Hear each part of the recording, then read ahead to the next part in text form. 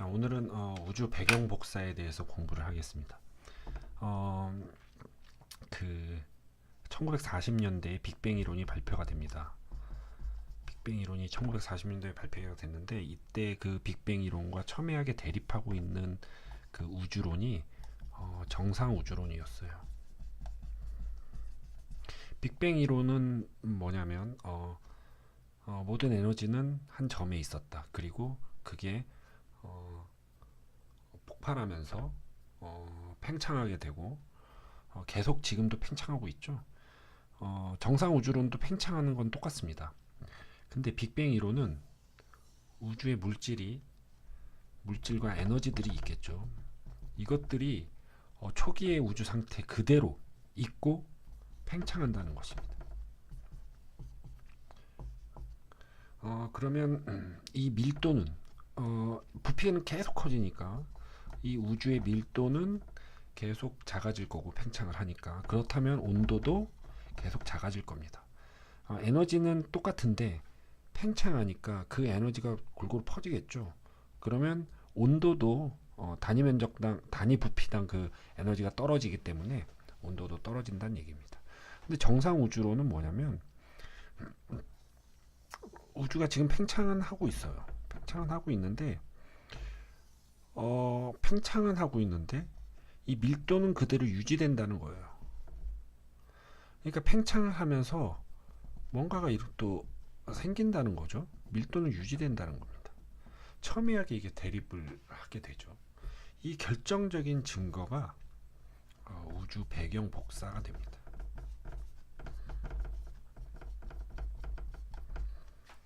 그러면 우주 배경 복사가 뭔지에 대해서 좀 우리 한번 얘기를 좀 해볼게요. 우주 배경 복사는요, 일단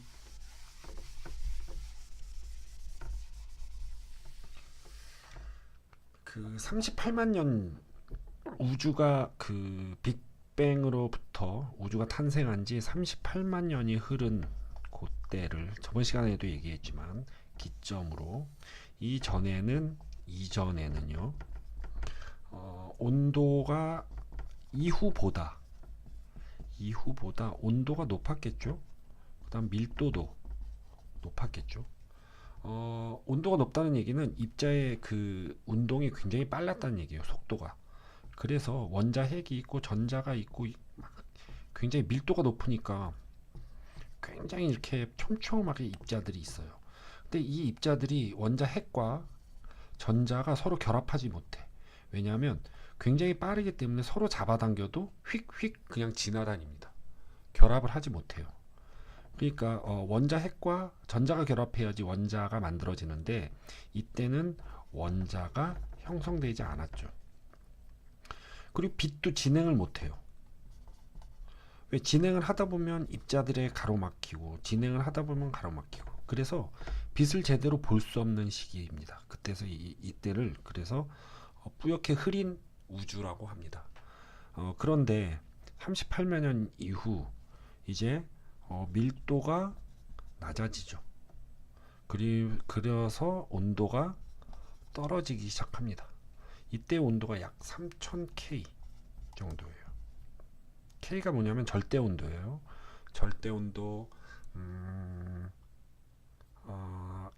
0K가 약 273.15도씨입니다. 영하 273.15도입니다.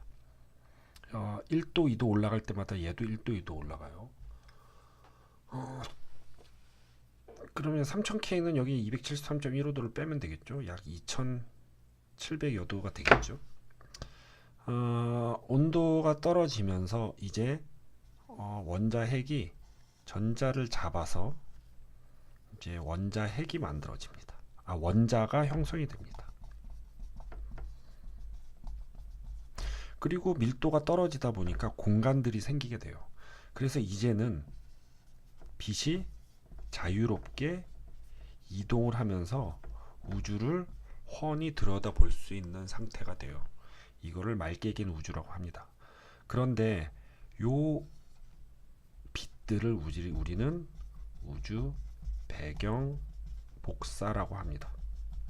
근데 이그 빅뱅 이론을 주장을 했던 이제 가모프라는 이제 과학자가, 가모프가요, 우주 배경 복사가 있고 존재를 하고 이거의 온도는 약 5K 정도 될 것이다, 지금 현재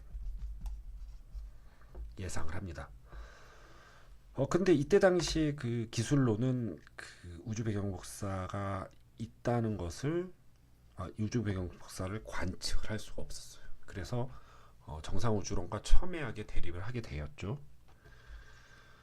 그러던 후 약 20년이 흐릅니다. 약 1960년대에 펜저스하고 윌슨이라는 과학자가 있었거든요. 이 사람은 천문학을 공부했고요. 우주론의 과학자가 아니에요.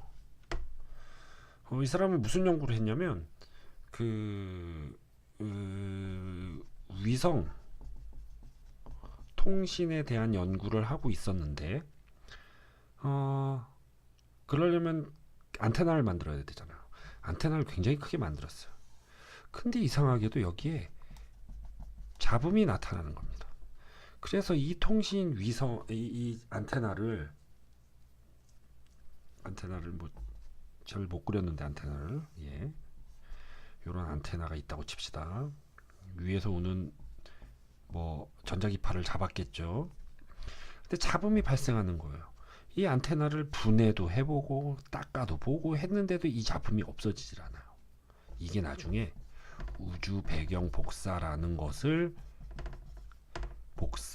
것이 밝혀집니다. 그래서 이 펜저스 윌슨이라는 사람이 노벨상을 받고요. 펜저스와 윌슨 두 명이죠. 노벨상을 받고 빅뱅 이론이 이제 증명이 되는 순간이죠. 완벽하게 증명되지는 않았지만 우주 배경 복사, 이때 이 잡음의 온도가 몇 도였냐면 약 3K예요. 예상과는 약간 다르긴 하지만 그래도 굉장히 비슷하죠. 그래서 우주 배경 복사라는 것을 밝히고 빅뱅 이론이 증명이 되기 시작합니다.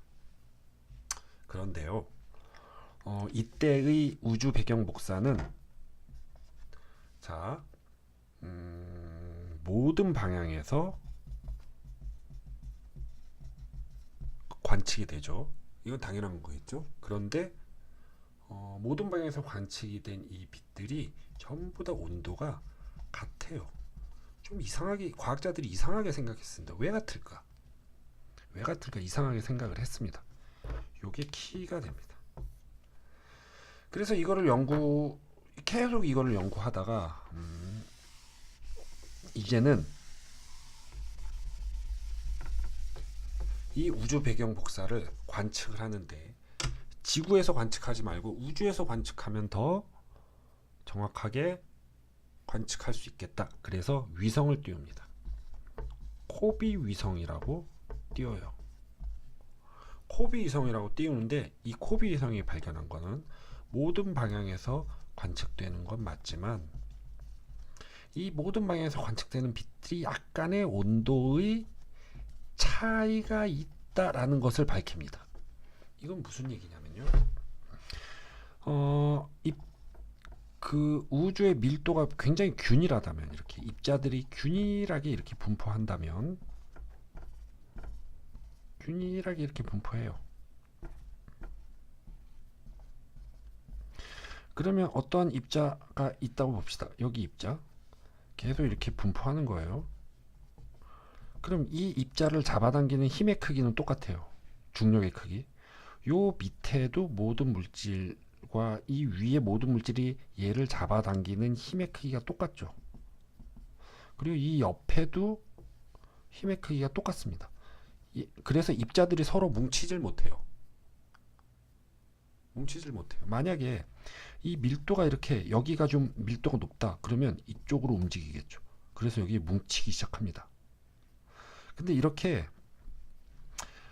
이렇게 여기 밀도가 높다는 것은 중력이 여기는 세다는 얘기예요. 중력이 센 곳과 여기 중력이 약한 곳의 그 빛의 온도는 다릅니다. 이 온도 차이를 발견한 거죠. 이 온도 차이를 발견했다는 것은 굉장히 중요합니다. 여기가 밀도가 여기가 높았다. 그러면 여기에 뭐가 생겼다? 입자들이 뭉치게 됐고, 그 뭉친 입자들이 뭘 만든다? 별을 만들고 은하를 만든다 라고 해서 은하 탄생을 우주 배경 복사로 설명을 하게 됩니다. 그 이후에도 자, 코비 위성 이후에도 또 위성을 띄웁니다. WMAP 위성, 또 플랑크 위성을 띄우면서 더 정교하게 우주 배경 복사의 온도 차이를 연구하게 돼요. 그러면서 여기까지 뭐 공부할 필요는 없지만 암흑 물질 또는 에너지를 이제 밝히게 됩니다. 자, 오늘은 여기까지 하겠습니다.